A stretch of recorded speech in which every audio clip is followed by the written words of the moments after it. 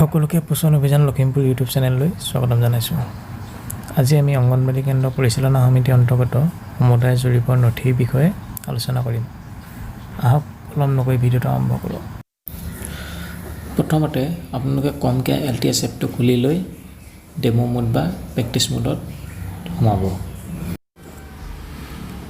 এতিয়া এই মেনুখনত যদি স্ক্ৰীনখন আমি তলৰ পৰা ওপৰলৈ লাহেকৈ স্ক্ৰল কৰোঁ, তেতিয়া আমি দেখিম অংগনবাড়ী কেন্দ্ৰ পৰিচালনা সমিতি। এই অংগনবাড়ী কেন্দ্ৰ পৰিচালনা সমিতিত চুই দিয়ক। এতিয়া আমি অংগনবাড়ী কেন্দ্ৰ পৰিচালনা সমিতিৰ অন্তৰ্গত বিভিন্ন বিষয়সমূহ দেখিবলৈ পাম আৰু তাৰ ভিতৰতে 2 নম্বৰতে থকা সমুদায় জৰীপৰ নথিত চুই দিয়ক। চুই দিয়াৰ লগে লগে আমাক সুধিছে আপুনি সম্পূৰ্ণ তথ্য চাব বিচাৰে নেকি। এতিয়া আমি বিচাৰে ওকে কৰিম আৰু আগবাঢ়ি যাম।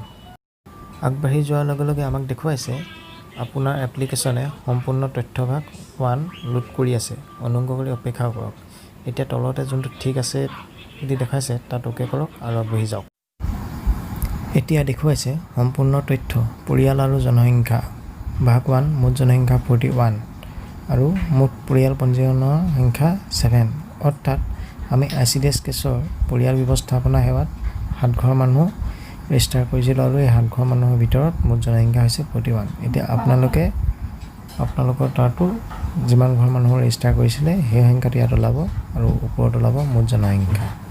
এতিয়া আগবাঢ়ি যাওক।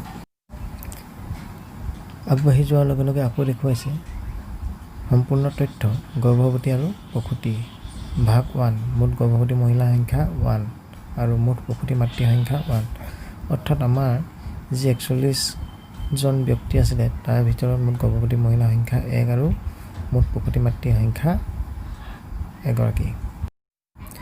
এতিয়া আগবাঢ়ি যাওক। এতিয়া কৈছে আপোনাৰ এপ্লিকেশ্যনে সম্পূৰ্ণ তথ্য ভাগ 2 লোড কৰি আছে, অনুগ্ৰহ কৰি অপেক্ষা কৰক। এতিয়া আমি আকৌ ঠিক আছে ওকে কৰিম আৰু আগবাঢ়ি যাম। আগবাঢ়ি যোৱাৰ লগে লগে এতিয়া আমাৰ অংগনবাড়ী কেন্দ্ৰটোৰ অধীনত থকা বিভিন্ন বয়সৰ ল'ৰা ছোৱালীসমূহ বয়স অনুযায়ী দেখাইছে।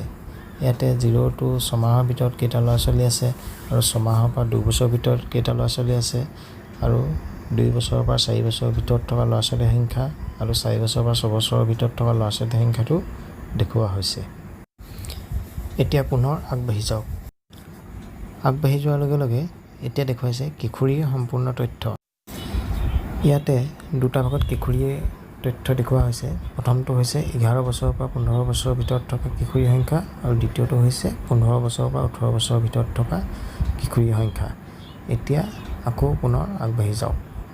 আগবাঢ়ি যোৱাৰ লগে লগে দেখুৱাইছে ফৰ্মখন সফলভাৱে সম্পূৰ্ণ হ'ল। এতিয়া আমি ওপৰৰ সমাপ্ত হৈছে চুই দিম।